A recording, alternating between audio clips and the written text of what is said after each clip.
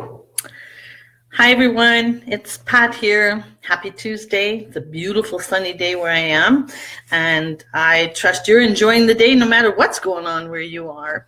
So I've got some really important tips to share with you today based on my experiences from last week. And I'm just going to chat for a bit while a few of you join me here, because this is really important. I'm going to talk to you about the travel challenges from last week. I'm going to link that into the lifestyle commitment that many people talk about in the months of January and February. And then I'm going to wrap that all up with talking about your goals for the year and why today is such a significant day in all of that. So I see a few of you here, so let's get rocking and rolling. I want to talk about, first of all, the travel challenges of last week. And for any of you, it doesn't matter if you're like me traveling from Canada in the middle of winter, where, quite honestly, we know enough to expect some travel challenges. The weather is unpredictable. Actually, it's quite predictable that there's going to be challenges with that. And so it was. So let me start with that and a few tips. My survival tips, if you will, because I became one of the most popular persons on the airplane last week. So my alarm went off at 3:30 in the morning, last Wednesday morning, and I was up and at 'em on a flight at the crack of stupid, as my friend Evelyn calls it. The flight was at 6 o'clock out of London, Ontario here. And so everything's going just fine, and we get on the plane, and then before you know it, comes the message, ladies and gentlemen. And it was snowing and it was kind of miserable out, but nothing out of the ordinary. And so we found out that, in fact, we were going to be delayed an hour. That's fine. Sit there, and I had my tea before I left. I was good. So that's one part of it. So that caused the string of activities, if you will. So we left London, landed in Toronto. Now, my connection time got even tighter, and if you've been through any airport these days, you know that from one end of domestic, and I was flying to the States, which meant I had to go all the way to the other side of the terminal for international, because flying to the US is considered international. And so I get my little legs just a-going, and it's like, all right, out of my way, people, I'm heading through. So I hit security. Now, some of the tips I'm going to weave into the story here, some of the tips. The first one is to be prepared. As I mentioned, when you're traveling anywhere in North America in the winter, whether you are leaving from a winter-based location or your connection is coming through a place like Chicago, for example, which is the horrors for me, you've got to be prepared for this kind of thing. And those of you who might not be regular travelers may not know some of these things. Based on my experience last week, I want to share some of them with you. One is to be prepared. So I'm known for being prepared. I always have my baggie of my Isa Delight chocolates. I always have plenty with me. I always travel with protein bars because you just never know how long you're going to be stuck on the tarmac, and I never predict it, but better to be prepared.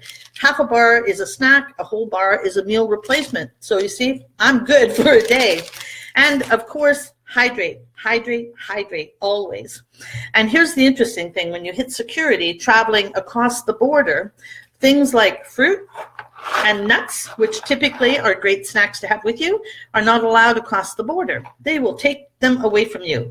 And if it's an apple without an FDA-approved sticker on it, they will take you into a little room to talk to you about your snacks and clear out your whole bag, and they don't care if you're going to miss your connection. So my point on that is be prepared and know the rules and regulations. So skip the fruit, go with the stuff like the prepackaged stuff, and have that in your bag with you. All right, so I'm racing through, and I get to my connection. I get on the plane, all is well, sitting there. Take me to Phoenix, people. And then it starts. Ladies and gentlemen, we have our first delay. It was snowing pretty heavy. The plane behind us, we couldn't pull away from the gate because the plane behind us was stuck in the snow. All right, get that guy out of there. And the pilot was so entertaining. He said, "We're not sure if they're short-staffed because of the weather or because people just rolled over and looked out and decided they weren't coming to work today. In any event, they were short-staffed, so we had to wait for that plane to get hauled out of our way so we could back up and be on our way. All right, so when you board a flight at 9 in the morning, I know most people, I've traveled a lot, most people, they expect coffee service when you get on the plane and a little snack or two. Well, that wasn't the case last Wednesday morning, because when we finally did pull away, and then we had to get in the line to be de-iced because the weather was pretty crappy, and we wait, and the pilot comes on again, ladies and gentlemen. Yeah, sure enough. So the wait for de-icing was 1.5 hours to 2 hours. Well, long story short, we ended up on the tarmac for 3.5 hours. And so you can imagine the cranky people around me. And so here are my tips for you so you don't become one of them. So first and foremost, as I mentioned, have your snacks. You just never know. And more importantly, be hydrated.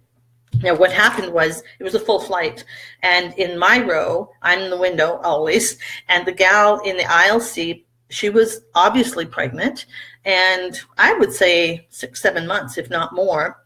And when I opened my snack and went to have half of it, she leaned over and she looked at me and she said, "Do you have more of that?" I said, "Yeah, I do. Would you like some?" "Absolutely." So I gave her the other half of my protein bar.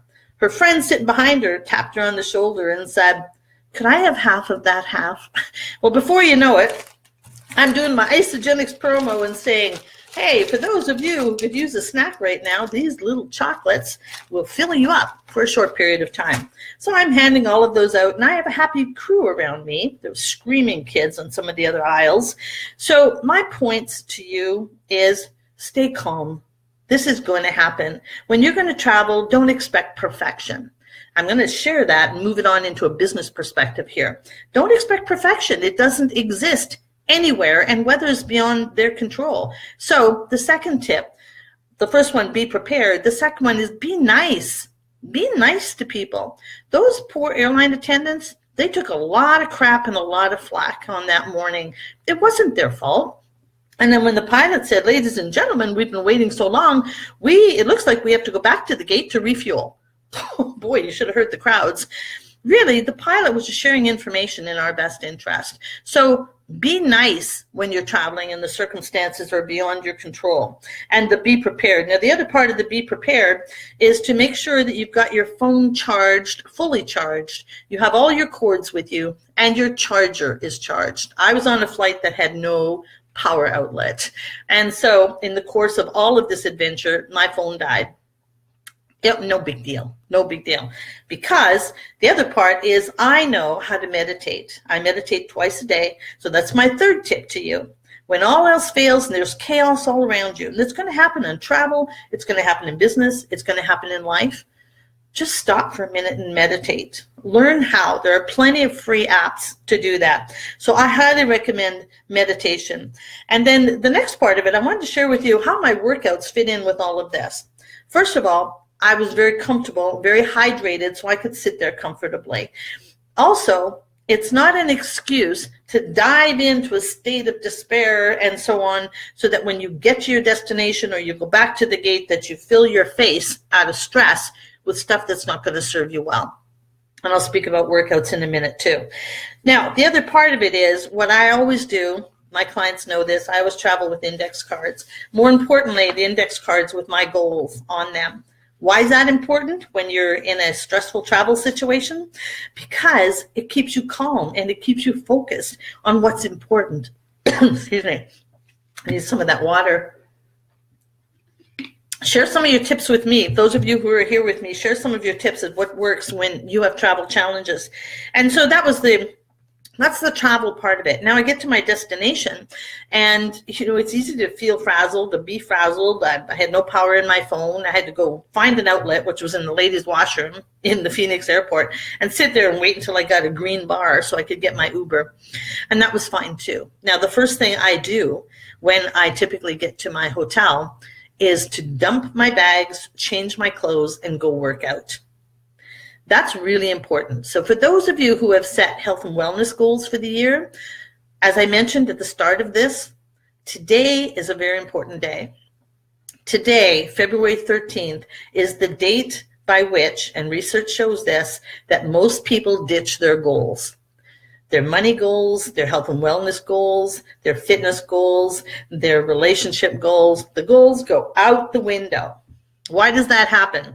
Let me give you my insights around that. One is, I believe it happens because your why is not clear enough. When you're clear on your why, and my friend Darren Jacklin just mentioned that on his live stream last night, when the why is clear, the how is easy. So your why is not clear enough. You've got to work on that. The second reason I believe that the goals go out the window, and that instead of going to the fitness center, that you'll go perhaps to the bar, the second reason would be that perhaps you've got too many goals. I see that happen all the time. And many of those goals feel like a have to and stress-filled, and they're not fun. So ease up on that. Ease up on yourself when it comes to setting your goals. And for me, they've got to be enjoyable, or I'm not doing them. I'm too old for that mess. And just as importantly, one of the reasons the goals go out the window is because there's no accountability. We as human beings need to be accountable to get things done. One, to identify and measure progress, but two, to celebrate the progress along the way through the goals and to the vision, to your why. And so those are some of the reasons. And I watched the people around me last week, whether it was in the travel situation and or whether it was in the business situation that I was in, when I saw and felt and experienced the stress around me, I could easily pinpoint that. Or as my friend Erica would say, put a pin in it. I learned some good English expressions last week. So those are some of the key tips I wanted to share with you. One, in the travel situation, be prepared. Secondly, be nice. Thirdly, stay focused on your own goals and keep yourself centered and hydrated and all of those things I shared. Moving that on into your business, the way you do anything is the way you do everything. So pay attention to how you're acting on that plane on the tarmac, and how are you acting in a stressful, potentially stressful situation in your business. Probably pretty similar. And then what I invite you to do is take a look at your goals then. Because our goals, there's no need for that to be self-imposed stress. Absolutely not. So for those of you who are feeling right here, right now, that you have thrown your goals out the window, too much, too hard, too complicated, and or you're not clear on how to keep the connection and make progress, I want to invite you to private message me, because some of you might have missed, and this is my words, the phenomenal training I did last week on transform your body to transform your life to transform your business. And we recorded it. So if anything I've said here today strikes a chord with you, then private message me and I will gift you the link to that Zoom training that I did. It was 2 hours of training, 2 hours of solid content, and I'd be happy today as a happy Valentine's gift to share that link with you. But private message me, and yeah, the index card. Oh my gosh, Sharon, I'm telling you, the index card with 3 things on it is the way to go. I've got pink for Valentine's Day tomorrow. All right, so those are my tips today. Thanks for joining me. Pay attention to what I shared. Pull out one thing and go do it, because she who implements wins. See you next time.